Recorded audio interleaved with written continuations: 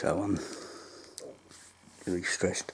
Got blackmailed to be, I got to pay $500 to get kicked out because the landlord bought a dodgy washing machine for the third time. There's only supposed to be 2 people when I signed the lease. And there was another third person, but he had his own shower and kitchen and everything like that. Now she just cut him out of his bedroom and put another person in there, and they have to use the shower and the kitchen. And the shower is in the kitchen. There's still no lock on the door. She keeps turning the electricity off. Done it last night, and I had to hook up that and my inverter, which is how I survived on the computer for 2 months in the car. So I know what I'm doing. And because of the stress, I had to walk. I walked about 30 k's. It's nearly killed me. There's a burn mark in the carpet. It caught fire, and there's no fire alarms, and there's no fire extinguishers, and there's no anything. Luckily enough, the whole place was filled with smoke. Luckily enough, I was awake just, because my mind won't sleep. Anyway, I got it out before it started the fire. It was all just rubber burning. I still got all the rubber there burning.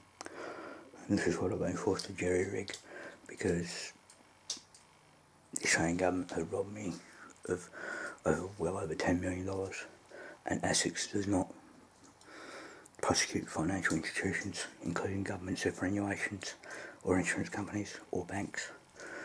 And now NDIS have told me that they want more documents. I had my back broken, arrested for a made-up crime. They found out I was innocent, and they still kept me in jail for 6 months illegally after they released me from a mental institution, because under mental institution laws you're not allowed to be released to a place that's going to do you harm. I was arrested, there was video, none of it was done. I was put in front of Magistrate Dixon, who I wasn't allowed to speak. I had no lawyer.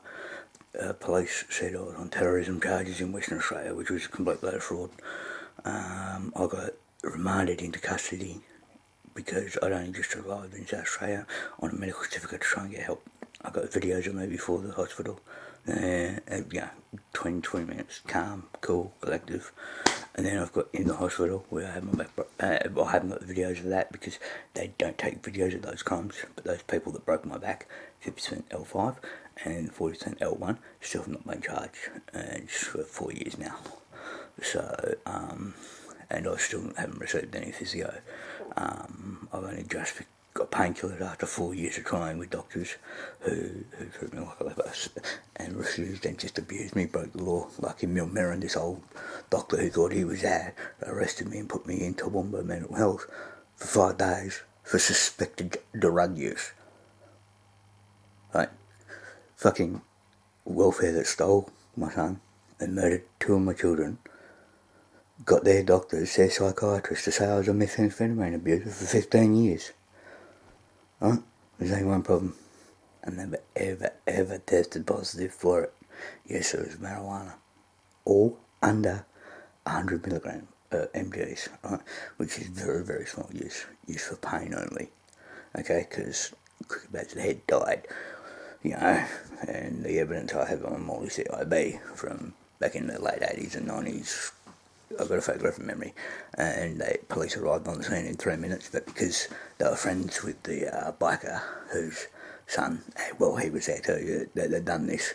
Police arrived on the scene. I was 5 minutes from Rockingham Hospital, my brain showing, and it took over half an hour for the ambulance to get there. Neurosurgeon put left dead brain matter in my head, 1 centimetre, a ball of dead brain matter in my head, the size of a marble left in my brain. When you put the 11 titanium plates and 27 screws in my head, right, and all this side of my face back 1 centimetre. So that's called NDIS.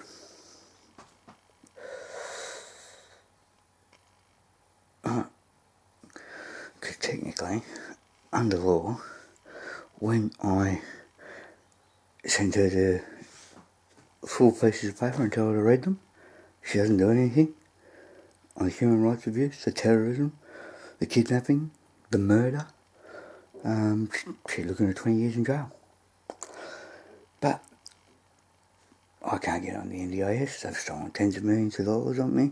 I can't get crisis payments. I can't get nothing. Homeless for 8 weeks, living in a car, assaulted by doctors, assaulted by police, and nobody helped me, except for one man on the street who got me in here. That was all good until, I started to get the Valium back, my brain thought, and I thought, this lady's helped me out, I'll help her out, because she's got shit out the back here, and that way I can get her son doing some work, and my friend's son doing some work, because he never had a job, and help her out, and help me out, because like I said, I don't want anything for doing it. I can get all the NDIS payments to organise everything, to pay for everything, because the other woman's on NDIS as well, but those payments would have helped us start a small business, which would have built these rooms and everything like that. I've got all the qualifications to do it.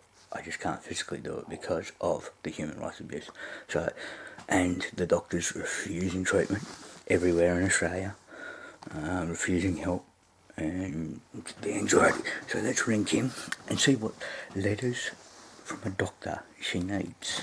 Kind of like the pain specialist when I'm in mobile in prison. And I've got the 50% fracture and the 40% fracture on my back. Every book in the world says I shouldn't even be walking. I'm locked in prison. They had the evidence 3 months earlier that I was innocent. They'd still kept me there. And the pain specialist told me I was in jail. There's nothing they could do for me. But my cellmate, the murderer, been in there 9 years, was still on methadone every single day after his 9 years in jail for trying to get off heroin. So, who are the drug dealers, really?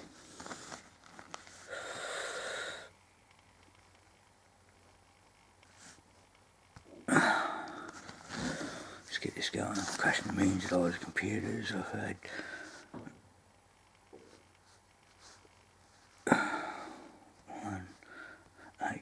1-800-800-110. I remember it because I wrote it down.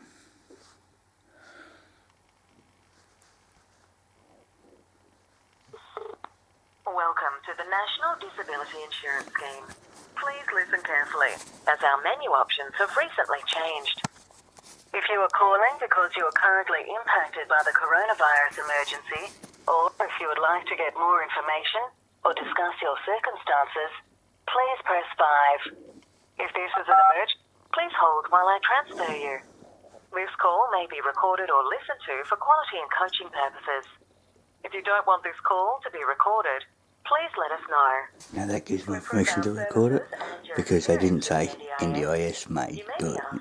Simple law, but I'm allowed to record it by law. With one of our operators. This is a short survey and should take less than 2 minutes to complete. We may also contact you after this call at a later date to further discuss your experience today. For further information about either of these surveys, please ask the operator that you speak with today.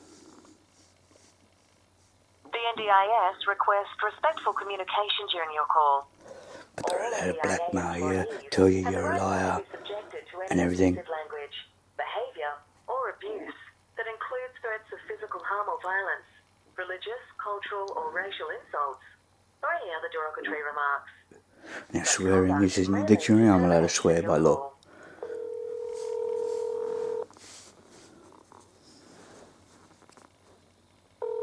Supreme Court case in Australia won that. Good afternoon. Thanks for calling the NDIA. This is Hassan speaking. How can I help you? Hi, Hassan. I need to speak with Kim Morris. He or she just sent me a email and it's urgent I speak to him. Okay. Do you have the index reference number of yours? Nah, because I haven't got on NDIS anymore. This is why they're contacting me. Okay. I've been trying to get on for 3 years. Alright. I'll see what I can do. Do you have... sorry, can you spell your name for me? VANCE PO And surname? POLLARD. It's just Kim Morris I need to speak to. They sent me an email and this telephone number was on there to contact them. Okay. I'll see what I can do to help you out. Yeah. Right now, Vance, can you also confirm your mobile number for me? 0431 278 091. Okay, and your date of birth, please. 13/6/1974. Okay. You got a pen and paper with you, by any chance? A what? A pen and paper. Yeah, mate. Okay. I want you to write down Yep. your record number. Yep. So it's 430 Yep. 714 Yep. 465. Yep. Okay. Now, is that a record number or NDS or record for what? So this is your NDIS record number. So, what, sorry? Even though you're not accepted onto the NDIS yet, right? This is all your record, right? And your information we've got so far. Yeah. Right. So it's NDIS record number. Preliminary NDIS record number. Yeah. Okay. Sorry, I'm just writing that down so I don't lose what it is. Yeah. Yeah. So keep that with you. Yep.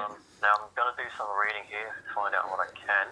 So you said you got that email today? Yeah, and I just need to speak to the person that wrote it, Kim Morris. Okay. And unfortunately, Kim can be both male and female, and so I don't know whether it's a male or female. So that's why I said, can I please speak to him or her, Kim Morris? Yeah. All right.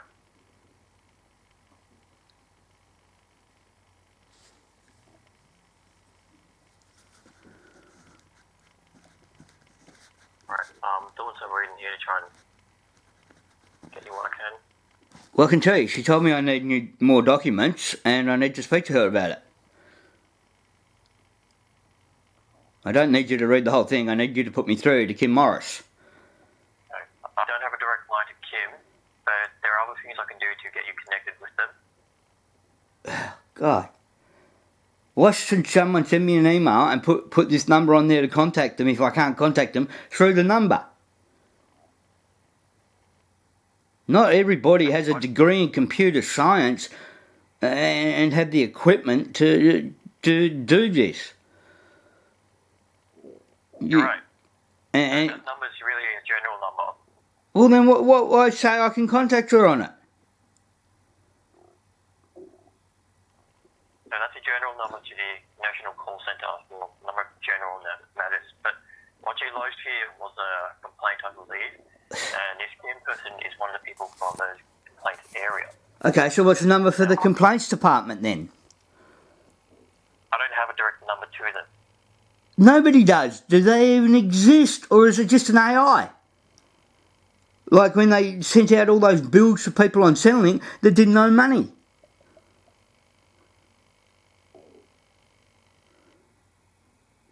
You wonder why people get annoyed. I mean, jeez. This is just pure on abuse of disabled people. I mean, how's someone supposed to navigate all this? Alright, so I'm going to do what I can here to help you out, okay?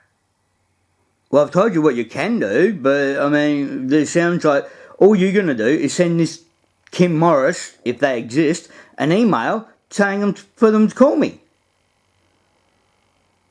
Or if I'm not allowed to have the number because you can't have the numbers, you can put me through to their direct line. Because if the whole department doesn't have a telephone number, you don't have that department, and it's just, you know, shuffling paperwork, stealing money.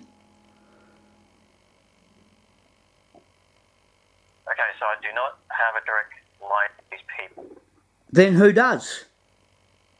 Okay, well, at the call centre we don't have a direct line to them, so nobody actually has a direct line to them. So they don't exist? So a lot of this stuff is done over the computer. Yes, so they don't exist. That's not what I'm saying. Well, you are. You're saying that they've got no way. You've got no way of contacting them except via computer. Right, but that doesn't imply they don't exist. That means I only have communication via computer here, via electronic means, not that they don't exist. Oh, right, okay. So what happens to people in their 40s and above who are computer illiterate? So that's why I've been waiting 3 years. Not that I am computer literate. I actually know what it means, and I know exactly everything what you're saying. But, this is why there's only 10% on the NDIS. More people get paid more money to run the NDIS, and they don't run anything. This is a joke.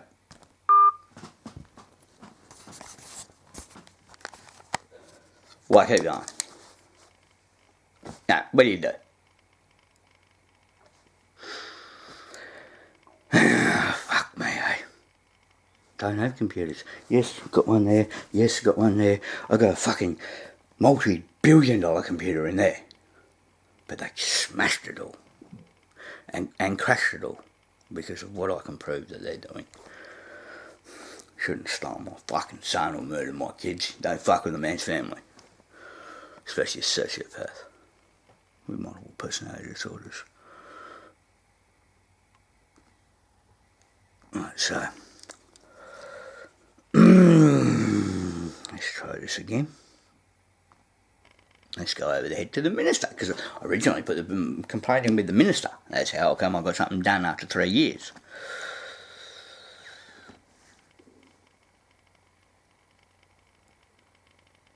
And right, I've just opened up. I'm going to show you the email quickly. Morris Kim, 11:33 a.m. 2 attachments. Complaints. I'm not doing this slowly because I read slowly. Some people can read fast, some people can read that. Right.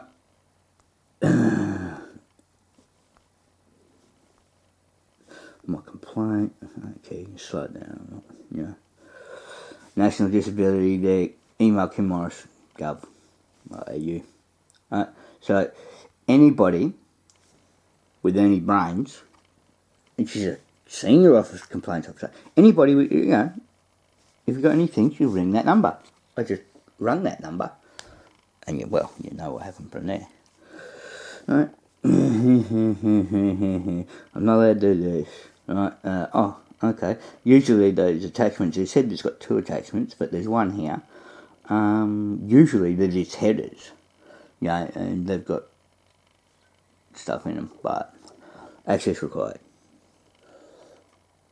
Now I'm supposed to do all this on a phone, because I can't do it on that. Right?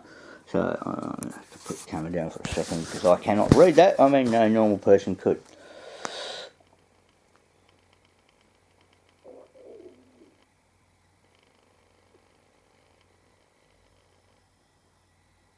Part A, your details, the person wishing to become NDIS participant. I've already filled this all out, otherwise I wouldn't even have a number. What else, fuck me.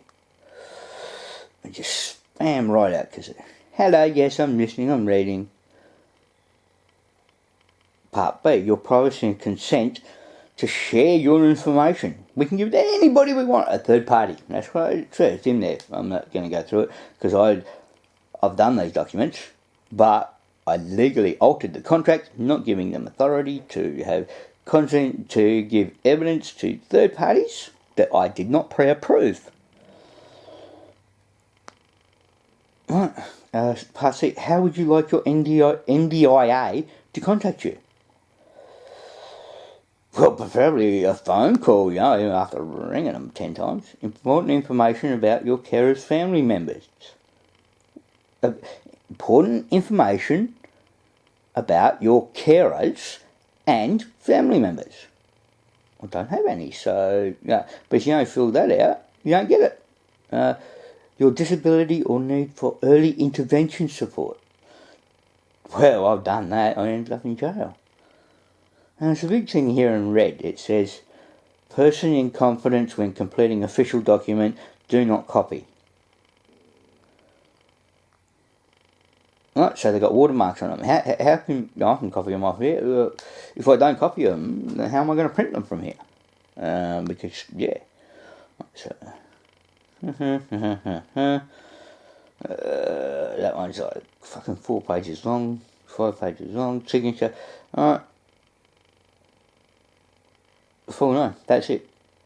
Part 8, signature. Changes. Oh, sorry. G. Changes of circumstances. Circumstances ain't changed in 20 years. Your doctors use me as human guinea pigs because they can't explain me. Oh, well, fucking, I've done that. I've done everything right. Okay. Can't contact that. Oh, crap. Wrong button. I've got to turn this light off. It's fucking getting too bad of migraine because of negligent doctor to Charles Gardner Hospital. Well, negligent doctors. And I know it's dark, but you can at least hear me because Minister Automatic Reply. Which one's this one on? This is on ASICs refusing to process. So, original message, because thank you, email required, yes, let my attention, la la la. Honourable Stuart Robert. Oh, goddamn, Stuart Robert MP. This is the one I want, there's no contact numbers or nothing. Stuart Robert. Oh, fuck, that's a stupid thing. Go back here. No, forget that name, so I've got to write it down. And I can't fucking search, my little search. Oh, shit.